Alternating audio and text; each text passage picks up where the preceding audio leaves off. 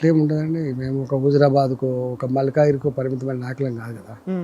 మేము జనరల్గా మొత్తం తెలంగాణ వ్యాప్తంగా ఎక్కడ పోయినా ఓ తెలంగాణ ఉద్యమకాడిగా ఉంటుంది. తెలంగాణకు ఆనాడు ప్రజలకి ఎక్కడ సమస్య వచ్చినా వాలిపోయే బిడ్డగా తెలంగాణ సమాజానికి ఎక్కడ గింత ఇబ్బంది జరిగినా పోరాటం చేసినటువంటి బిడ్డగా మాకు గుర్తింపు ఉంటుంది. రాష్ట్ర మంత్రిగా పనిచేస్తుంది. మంత్రి అంటే ఒక జిల్లాకు మంత్రి ఉన్నాడు కదా. టెక్నికల్గా జిల్లాలో ఉన్నప్పటికీ కూడా తెలంగాణ వ్యాప్తంగా పరిచయాలు ఉంటాయి కదా.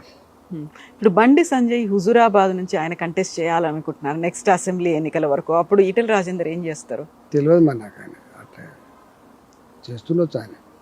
మరి మీరేం చేస్తారు అప్పుడు? మీది నేనేం చేయాలని నేను నిర్ణయించుకుంటా. దానికి చాలా టైం ఉందా? టైం ఉంది కదా, చాలా టైం ఉంది కదా. ఇప్పుడు ఎందుకు, ఇప్పుడు ఇంకా 3 ఏళ్ళు ఉండదు ఎలక్షన్స్. సో ఈటెల రాజేందర్ బండి సంజయ్ మధ్యలో అన్ని పాసిఫై అయిపోయినాయా కరీంనగర్కి సంబంధించి? ఊహాగానాలకు సంబంధించిన ప్రశ్నలకు ఆన్సర్ నాయన ఉండదు. సో మీడియా ముందు కూడా మాట్లాడినటువంటి మాటలు, లేకుంటే కరీంనగర్ లీడర్ల మీద ఒక ఇండైరెక్ట్గా మాకు చేసినటువంటి స్ట్రాంగ్ స్టేట్మెంట్లు, కామెంట్లు, సందర్భాన్ని బట్టి మాటలు వస్తాయి కదా. సందర్భాన్ని బట్టి, అప్పుడు ఉన్నటువంటి సర్కమ్స్టాన్సెస్ని బట్టి